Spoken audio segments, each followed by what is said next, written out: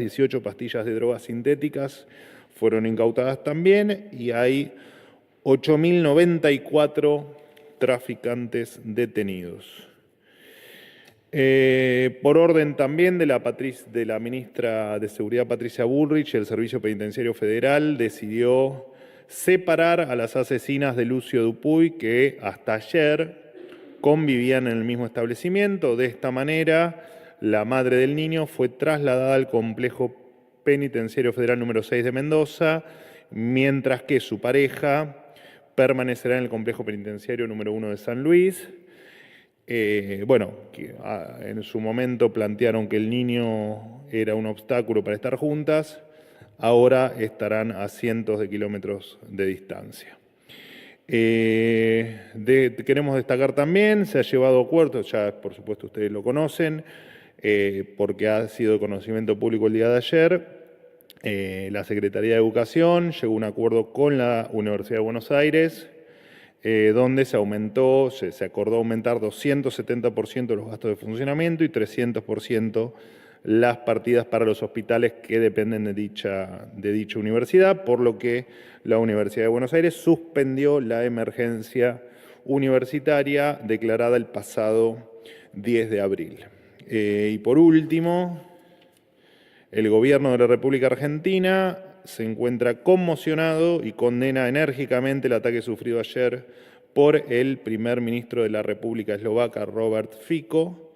La República Argentina expresa su solidaridad con la familia del primer ministro, así como con el pueblo eslovaco, y espera su pronta y completa recuperación.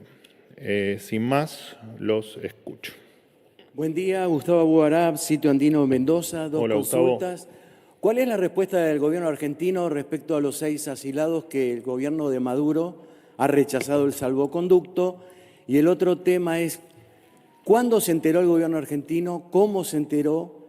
¿Y qué va a hacer ante este presunto hallazgo de petróleo en la Antártida, donde hay reclamos soberanos argentinos? Bueno, en primer lugar, las conversaciones con el gobierno venezolano continúan adelante para efectivamente lograr que los asilados puedan efectivamente exiliarse y que se les asegure el salvoconducto. Así que las conversaciones siguen. Cuando, por supuesto, haya alguna novedad, se los vamos a comunicar. Con respecto al hallazgo ruso de petróleo en la zona antártica, esto no es nuevo.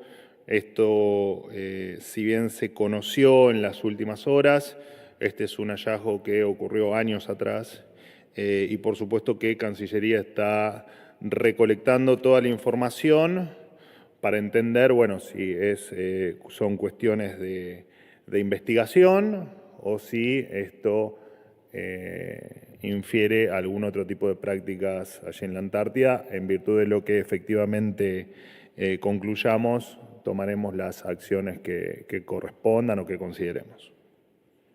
Buen día, Manuel, ¿cómo te va? Martín Hola, Fernández, ¿cómo andás? para Radio de la Ciudad. Bien. Quería preguntarte por la designación de Natalia Basil al frente de la Agencia Nacional de Discapacidad. Ella es mujer del consultor Fernando Cerimedo y, según lo que se desprende de su currículum, es ingeniera química. La pregunta que quiero hacerte es por qué el gobierno considera que es idónea para ser la directora del ANDIS. Gracias. Bueno, en todas las personas que acceden a un cargo público en esta administración, siempre el funcionario superior considera que es el mejor para su cargo. Me pasa a mí con mis funcionarios y en tal caso pasa con este ejemplo. Yo tengo no te lo voy a decir ahora, pero tengo el resumen de efectivamente de esta persona, de su experiencia, así que si estamos de acuerdo, termina la conferencia y te lo envío a través de la ANARI. Ahora te hago el envío para no tenerlo que buscar y extenderme en la conferencia. Pero la lógica corre, me lo han preguntado en otros casos, yo ahora no recuerdo, pero me lo han consultado con respecto a otros funcionarios que han accedido a cargos públicos desde el 10 de diciembre con alguna duda en su currículum o en su experiencia o en si son idóneos o no para el cargo. Y te repito, siempre la decisión, por supuesto, la tiene el funcionario superior y dentro de esa decisión siempre se prima el haber elegido lo que el funcionario, el ministro o el propio presidente de la Nación consideran lo más apto para el cargo en ese momento, ¿no? Pero después te pasamos los detalles. ¿Qué tal? Buenos días, Manuel. Fabián, ¿cómo andás? Bien, Fabián Walman para FM La Patriada. A propósito del acuerdo con las universidades, en este caso estamos hablando específicamente de la Universidad de Buenos Aires, el gobierno transfirió hasta marzo solamente el 10% del presupuesto. Se vieron beneficiadas, si uno quiere, de alguna manera, la Universidad de Cuyo con el 15%, la Universidad de Córdoba con el 25% y la UBA con el 47%. Para el gobierno, preguntarte si hay universidades y universidades, o sea, de primera clase y de segunda, si esto tiene que ver algo con acuerdos que tengan que ver con la ley bases. Y, por otro lado, consultarte por una persona que no contestó ayer, el jefe de gabinete, estoy hablando de Martín Maestu, que es un funcionario sin cargo, al igual que Sturzenegger y Santiago Caputo, y si efectivamente o no está aquí al lado en la jefatura de gabinete con un despacho. Gracias. Bueno, a ver, con respecto a las universidades, es obvia la respuesta, pero no hay ningún tipo de, digamos, de target o de discriminación, como sugerís, entre algunas universidades u otras. Por supuesto, sí es cierto que cada universidad, porque es válida la pregunta en términos de, bueno, ¿por qué se acordó con la UBA y no se acordó con el resto de las universidades? ¿O por qué hay diferencias a la vista del tratamiento de algunas o de una universidad versus las otras? Y lo cierto es que con todas las universidades se está terminando de diseñar el ajuste presupuestario porque cada universidad tiene particularidades que se deben atender de manera individual, digamos. No se puede generalizar el tema del tratamiento ni presupuestario ni de ninguna otra cuestión porque, te repito, cada universidad es distinta solo en materia de cantidad de alumnos, digo, ¿no? Como para ponerte una variable. Así que simplemente por eso, y no, ayer un compañero tuyo me sugirió que nosotros hacíamos también transferencias discrecionales en virtud de conseguir el supuesto intento de conseguir votos por la ley bases. Misma respuesta te doy a vos que le di a él. No, eso no está en nuestra esencia, así que efectivamente la respuesta es no. Eso no ocurre. Con respecto a funcionarios sin cargo, funcionarios con despachos, en tal caso, imagínate que no tengo memorizada, todavía me pierdo adentro de Casa Rosada, imagínate que mucho menos voy a saber qué persona está en cada oficina, consultarlo directamente en jefatura de gabinete. Sinceramente no sé qué fue lo que bueno, vos me decís que no respondieron a esa pregunta. Bueno, entiendo que sinceramente no lo sé por qué no la respondieron, o si efectivamente fue como por supuesto vos decís, que te lo doy por válido, pero la verdad es que el tema de oficinas no te lo averiguo, pero la verdad es que lo desconozco, te repito, todavía no logro que el ascensor llegue derecho al segundo cuando vengo a la conferencia, imagínate que no me sé de memoria todas las oficinas, ¿no? Pero te lo averiguo y... Te repregunto por el tema de la universidad. Pobre Lanari, me lo hacen laburar. No, te repregunto por el tema de universidades porque me parece importante. Independientemente del porcentaje que le des a una universidad, está claro que lo que te recibían antes estaba acorde con la estructura que tenían. Entonces, la repregunta en este caso bueno, eso es una conclusión que sacas vos. Y si a la Universidad de Buenos Aires le aceptan el 30%... No, pero a lo que voy es a que, primero, que los presupuestos pasados eran correctos, es una deducción tuya. Nosotros lo que hacemos, seriamente, es conversar con cada uno de los rectores, o sea, con cada una de las universidades, para ajustar los presupuestos y las necesidades a lo que a cada uno le pasa. No es lo mismo la UBA con su volumen, con su propia dinámica, que lo que puede ser alguna otra universidad. Digo, esto es medianamente razonable. Es más fácil acordar con las otras que tienen un presupuesto mucho más chico. Bueno, pero eso es una concepción tuya, qué sé yo. Vos, digamos, planteate el universo, el metaverso que te parezca, pero digo, acá se conversa con todos, con todas las universidades. De hecho, no hay diálogo cortado con ninguna universidad y poco a poco, digamos, ahora comentamos lo de o ayer en tal caso se conoció el acuerdo con la UBA, pero se seguirán conociendo el que con el resto de las universidades también se van a ir sorteando los obstáculos o las trabas o las necesidades que tengan las universidades, las vamos a ir solucionando. De hecho, cuando se inicia la discusión presupuestaria con las universidades, siempre planteábamos que el diálogo estaba abierto y siempre estuvo abierto. Digo, lo que pasa es que a veces hay un empecinamiento en decir que nosotros cortamos los diálogos con la CGT o con las universidades, y la verdad es que no es así. Sí, ¿qué tal? Te había perdido, Jaime, sí, ¿cómo sí, andás? Acá ¿Bien? estoy, muy bien, gracias. Bueno, consultarte por la ley bases, el tratamiento en el Senado, bueno, según distintas fuentes está demorando su aprobación. Quería saber si el gobierno, digamos, esperaba una resolución más rápida de esta discusión legislativa en la Cámara Alta y, bueno, cuáles son las novedades, si es que las hay, de ayer a hoy sobre el Pacto de Mayo. Hay distintas versiones sobre en qué podría consistir ese pacto y quiénes lo firmarían y quiénes estarían con el presidente en esa fecha. Bueno, yo ya me reservé el 25 de mayo, voy a estar en Córdoba, así que yo voy a estar. Así que efectivamente el 25 de mayo nos vamos a ver todos en Córdoba. La verdad es que lo que ocurra de acá el 25 de mayo es difícil saberlo, es difícil saber qué va a pasar con la ley bases. Por supuesto que los tiempos no los conocemos y futurología no hago yo, sino que ustedes deberían tampoco hacerla.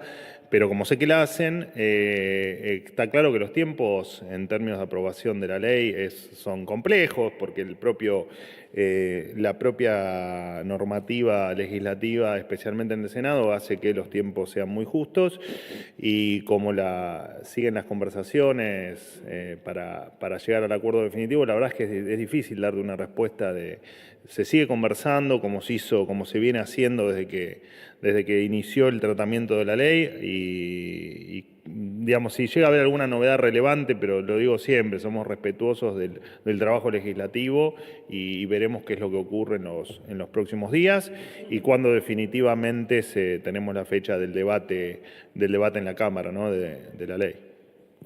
Última pregunta. Sí, me anotaron. ¿Qué es esto? Miren, los carpeteo. Es una moratoria, No, Manuel. ella está sexta, entonces es la que más chance tiene. ¿Qué tal, Manuel? Buen Hola, día. Miguel, ¿cómo andás? Miguel Nicolich para Radio Rivadavia. Retomando el tema de Jaime, Sí. el 25 de mayo, ¿va a haber firma del Pacto de Mayo o solamente va a haber un acto de mayo? ¿Van a estar los gobernadores o no van a estar los gobernadores?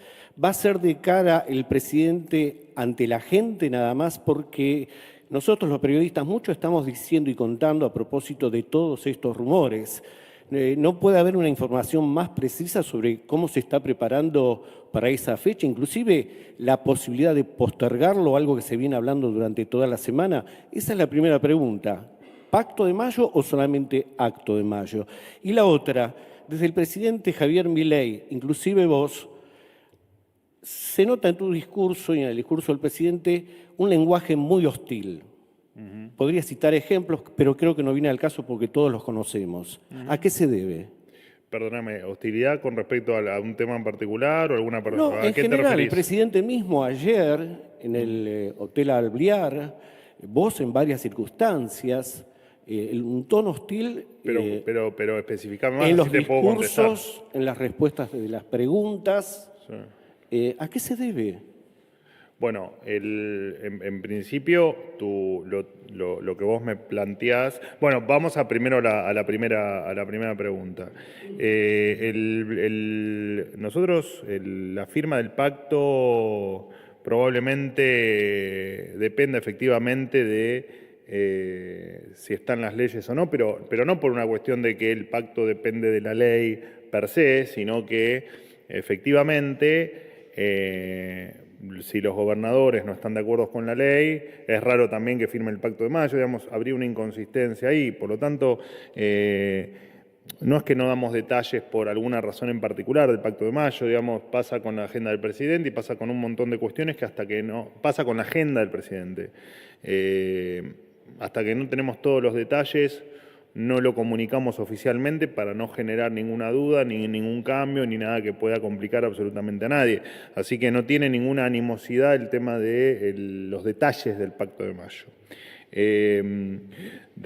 Y por supuesto el 25 de mayo vamos a estar todos en Córdoba, eso está súper confirmado. No sé realmente por qué se puso en duda. El 25 allí estaremos, de hecho es probable que viajemos pasado mediodía.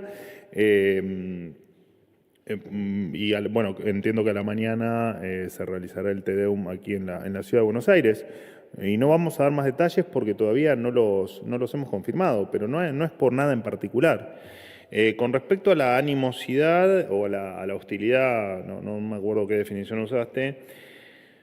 Bueno, yo ayer, más allá por supuesto, de que si no estoy lo veo, pero digo, ayer estuve presente y la verdad es que no solo no fue hostil. Es cierto que cuando uno habla de hostilidad hay un cierto aspecto de subjetividad, ¿no? Cuando uno califica. Cuando uno califica, y probablemente en lo que yo te diga, tal vez también, ¿no? Digamos, la subjetividad.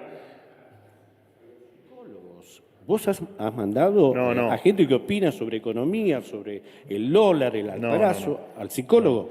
¿No es un lenguaje hostil acaso? Es muy divertido lo que planteás porque fue una entrevista con Esteban Trebuch en La Nación Más y lo que dije a Trebuch es, bueno, miren, insisten tanto con la devaluación o con el tipo de cambio trazado, que bueno, que hagan terapia. Si efectivamente es un tema que no les permite seguir con sus vidas, efectivamente hagan terapia.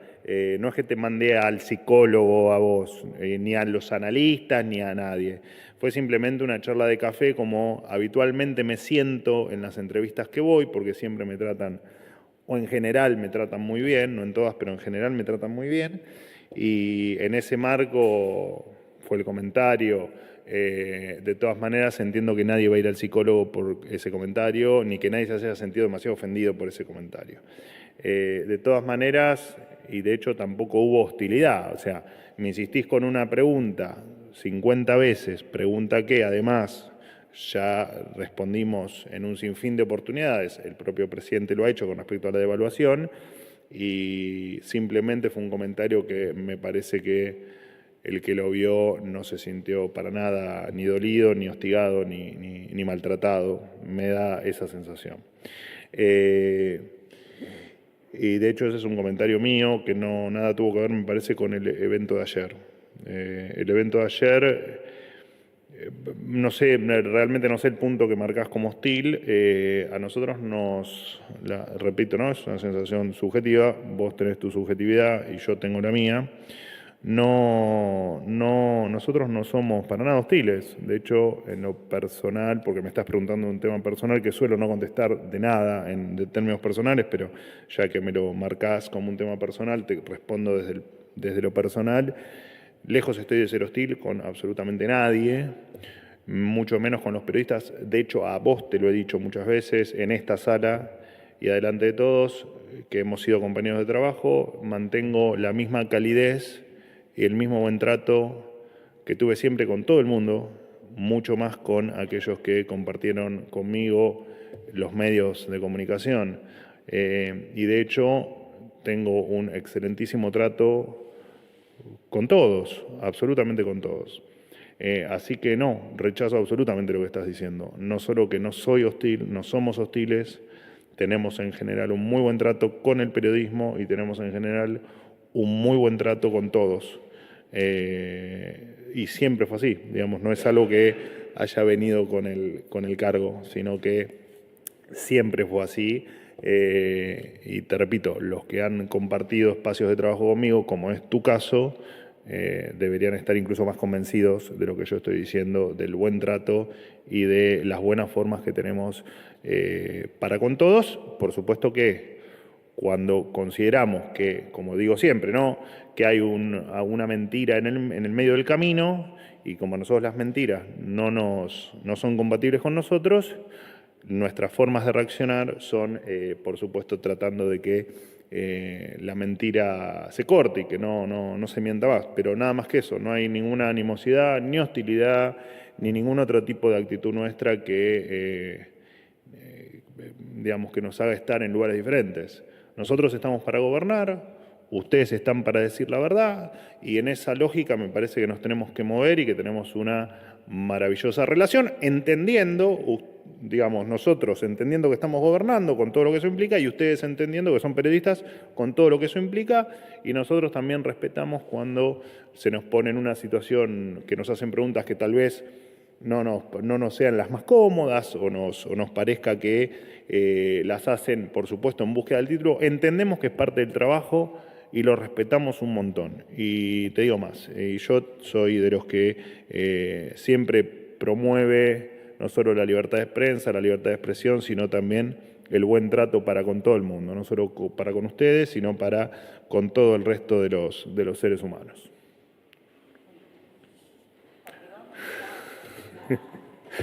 Vale. Una. Gracias, Estela Gárnica. ¿Por qué festejás, Silvia? ¿Por qué festejás? ¿Qué número estás? Séptima. ¿Nico Gallardo dónde está? Lo que pasa es que ayer se suspendió. La salteamos a Silvia. Gracias, Manuel. Sí. Estela Gárnica, día 24. Bueno, no queda claro Me el tendría que haber ido objetivo. ofendido y listo, los dejaba todos pagando.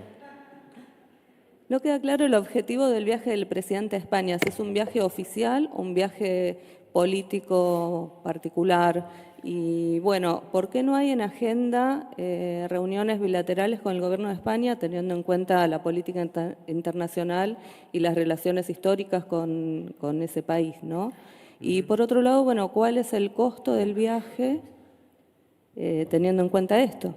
Gracias. Bueno, el costo del viaje no lo tengo, digamos, pero no lo tengo porque es variable. O sea, el costo del viaje siempre se puede calcular cuando el presidente regresa al país, no previamente. Previamente uno lo podía hacer cuando viajaba en aviones de línea.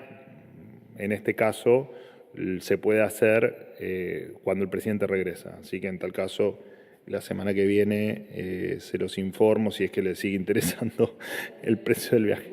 Va a ir en el avión presidencial, exactamente, y el motivo del viaje, él va a tener dentro de la agenda, va a tener un encuentro muy particular con, después cuando esté confirmado el listado, creo que las empresas las tenemos.